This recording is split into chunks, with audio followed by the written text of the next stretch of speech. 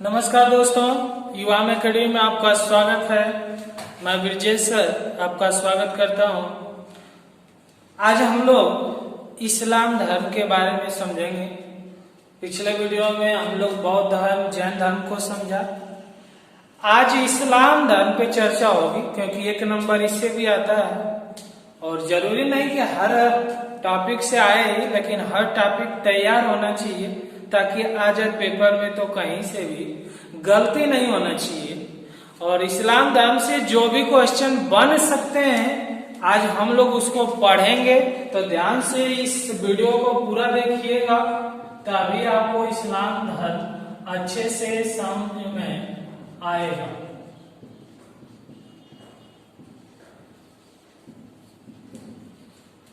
सबसे पहले चर्चा करते हैं कि इस्लाम होता क्या, इस्लाम का क्या अर्थ है। तो इस्लाम का अर्थ है अल्लाह को समर्पित, यानी अपने आप को अल्लाह के सामने समर्पित कर देना ही इस्लाम कहलाता है। और जो लोग इस्लाम धर्म को स्वीकार करते हैं, जो मुस्लिम समुदाय, तो सच्चा मुसलमान वही है जो हमेशा अपने आप को अल्लाह के सामने समर्पित करता है। फिर इस्लाम धर्म में एक वाक्य आता है, ला इलाहा इल्लल्लाह मोहम्मद रसूलुल्लाह, यानी इसका अर्थ है कि अल्लाह एक है, कोई दूसरा नहीं है। अल्लाह एक है, इसके रसूल या पैगंबर मोहम्मद साहब। तो मोहम्मद साहब कौन है, इस्लाम धर्म के संस्थापक कौन है, यही मोहम्मद साहब का बायोडाटा से आपका क्वेश्चन पेपर में बनेगा। तो इस्लाम धर्म के सबसे पहले संस्थापक पूछेगा कि संस्थापक कौन है, तो इस्लाम धर्म के संस्थापक हजरत मोहम्मद साहब।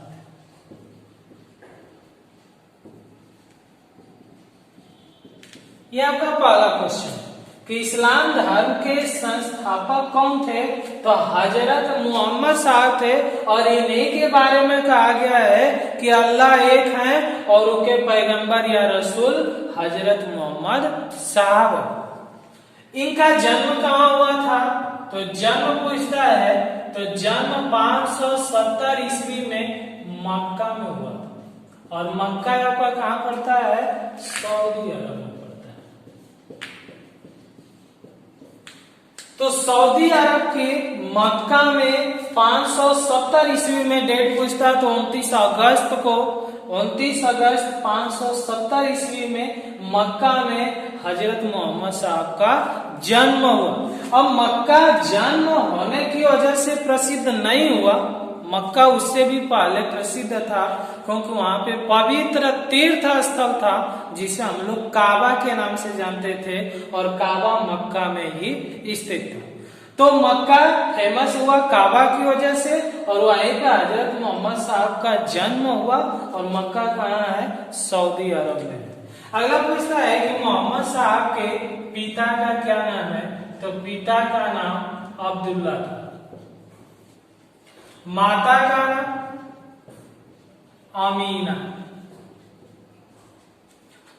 मोहम्मद साहब के जन्म से पहले ही उनके पिता की मृत्यु हो गई थी, यानी उनका जब जन्म हुआ था तब उनके पिता की मृत्यु हो चुकी थी। और माता की मृत्यु इनके जन्म के 6 वर्ष बाद, अमीना 6 वर्ष बाद इनकी माता की मृत्यु हो गया।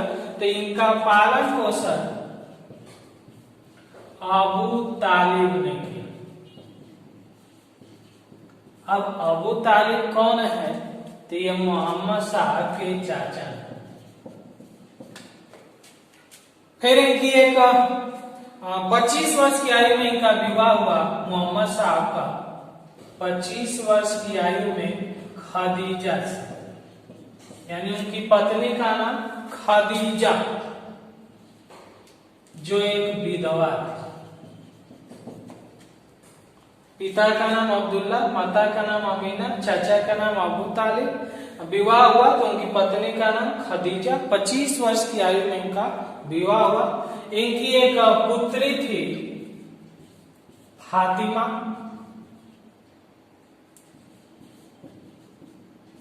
और फातिमा का शादी हुआ तो इनके दामाद का नाम अली हुसैन था। ये तो इनका फैमिली है। फैमिली के बारे में क्वेश्चन बनता है तो इतने से ही बन सकता है। संस्थापक हजरत मोहम्मद साहब, जन्म 570 ईस्वी में मक्का में, पिता का नाम अब्दुल्ला, माता का नाम अमीना, चाचा का नाम अबू तालिब। इनका विवाह हुआ 25 वर्ष की आयु में खदीजा नामक विधवा से, और इनकी पुत्री का नाम फातिमा और इनके दामाद का नाम अली हुसैन था। ठीक है, आइए अगला देखते हैं क्वेश्चन क्या बनता है। अगला घटना देखते हैं। विवाह तक हमने देखा उनकी पुत्री और दामाद का नाम। अगला है हजरत मोहम्मद साहब को 610 ईस्वी में ज्ञान की प्राप्ति हुई। कहां पर? हीरा नामक गुफा, और ये भी मक्का में ही पड़ता है। 610 में ज्ञान की प्राप्ति हुआ, यानी ईश्वर से इनका भेंट हुआ। तो माना जाता है कि ये ईश्वर के संदेश वाहक हैं, जो ईश्वर इन्होंने कहा, ईश्वर की बातों को ये प्रचार करने लगे। 622 ईस्वी में इन्होंने मक्का से मदीना की यात्रा की। मक्का से मदीना की यात्रा किया, जिसे हम लोग इस्लाम जगत में मुस्लिम संवत या हिजरी संवत के नाम से जाना जाता है। यह भी क्वेश्चन आता है कि हिजरी संवत या मुस्लिम संवत कौन चलाया था? मोहम्मद साहब। कब चलाए थे? 622 ईस्वी। अगला देवदूत ग्रेवियन। देवदूत ग्रेवियन ने कुरान को अरबी भाषा में मोहम्मद साहब को पेश किया। तो मोहम्मद साहब कुरान को अपना शासक का आधार बनाए, यानी मुस्लिम धर्म या इस्लाम धर्म में पूछेगा कि पवित्र ग्रंथ कौन सा है, तो कुरान है। लेकिन कुरान के अलावा भी 2 ग्रंथ की चर्चा है इस्लाम धर्म में। एक आपका है हदीस कुदसी, और एक आपका है हदीस। कुरान में कहा गया कि ईश्वरीय आदेश की चर्चा है, यानी ईश्वर ने जो उनको उपदेश दिया था उसकी चर्चा। हदीस कुदसी में ईश्वरीय शिक्षा की चर्चा,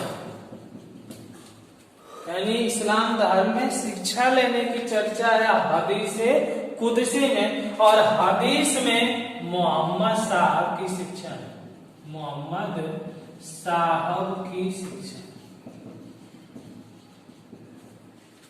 यानी 610 में ज्ञान की प्राप्ति हुआ। 622 में इन्होंने हिजरी संवत चलाया।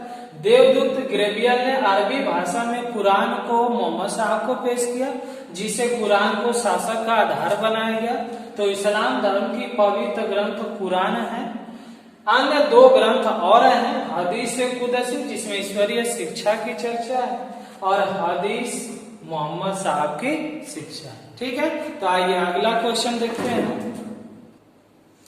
अगला हजरत मोहम्मद साहब की 8 जून 632 ईस्वी में मृत्यु हो गई। 570 में जन्म हुआ था और 632 ईस्वी में इनकी मृत्यु हो गई, यानी 62 साल की आयु में। हजरत मोहम्मद साहब को कहां दफनाया गया? मदीना। मक्का में जन्म हुआ था, मदीना में मृत्यु हुई, तो 632 में इन्हें मदीना में दफना किया। अगला आता है मोहम्मद साहब की शिक्षाएं, यानी इन्होंने कुछ शिक्षा दिया, और 5 स्तंभ है जो हर एक इस्लाम धर्म को मानने वाले लोगों को अपनाना पड़ता है। पहला है कलमा, दूसरा है नमाज, तीसरा है रमजान, चौथा है ज़कात, पांचवा है हज। वर्ड तो आप सुनते हैं लेकिन मीनिंग नहीं पता या कुछ पता भी होगा। कलमा का मतलब होता है कि अल्लाह एक है और उसके रसूल या पैगंबर मोहम्मद साहब हैं, इसी को हम कहते हैं कलमा। और इसी में ये लाइन लिखी ला इलाहा इल्लल्लाह मोहम्मद रसूल अल्लाह, यानी अल्लाह एक है और उसके रसूल मोहम्मद साहब। नमाज यानी प्रत्येक मुस्लिम को 24 घंटा में या एक दिन में 5 बार नमाज पढ़ना अनिवार्य है। 5 बार नमाज। कौन कौन? नमाज ए फज्र, नमाज ए जुहर, नमाज ए अस्र, नमाज ए मगरिब और नमाज ए ईशा। ये 5 नमाज उनको पढ़ना है। नमाज फज्र या अजान या नमाज की पहली नमाज है जो सूर्योदय के पहले पढ़ी जाती है, सूर्य उदय नहीं होता है तब पढ़ी जाती है। नमाज जुहर ये नमाज की दूसरी नमाज है जो सूर्य ढलने होने वाला है, अब जैसे 12 बजे के बाद 1 बजे के करीब पढ़ी जाती है। नमाज असर यह तीसरी नमाज है जो सूर्यास्त के ठीक पहले पढ़ी जाती है। नमाज मगरिब ये चौथी नमाज है जो सूर्यास्त के तुरंत बाद पढ़ी जाती है, यानी सूरज डूब जाता है तुरंत बाद उसकी पढ़ी जाती है। और नमाज ईशा सूर्यास्त के 1.5 घंटे बाद पढ़ी जाती है, जिसे हम रात्रि का भी नमाज कहते हैं। और नमाज पढ़ने की दिशा हमेशा पश्चिम की ओर होती है और पश्चिम को माना जाता है कि मक्का की ओर मुंह करके पढ़ा जाता है, जिसे हम लोग किबला बोलते हैं। यानी नमाज के पढ़ने की दिशा को हम लोग किबला बोलते हैं। अगला है रमजान, यानी प्रत्येक वर्ष में रमजान के महीने में प्रत्येक मुस्लिम को रोजा रखना अनिवार्य हो। ये रमजान। जकात, जकात का मतलब होता है प्रत्येक मुस्लिम कहीं पर भी कार्य करते हैं, कोई भी जॉब करते हैं, कोई भी काम करते हैं, उसमें से प्रतिदिन का 2% आमदनी गरीबों में दान करना हो। यह है जकात। और हज, जिंदगी में एक बार मक्का से मदीना की यात्रा करना अनिवार्य होगी, उसे हम हज के नाम से जानते हैं। तो ये 5 शिक्षाएं दिए मोहम्मद साहब। आइए अगला देखते हैं। हजरत मोहम्मद साहब की,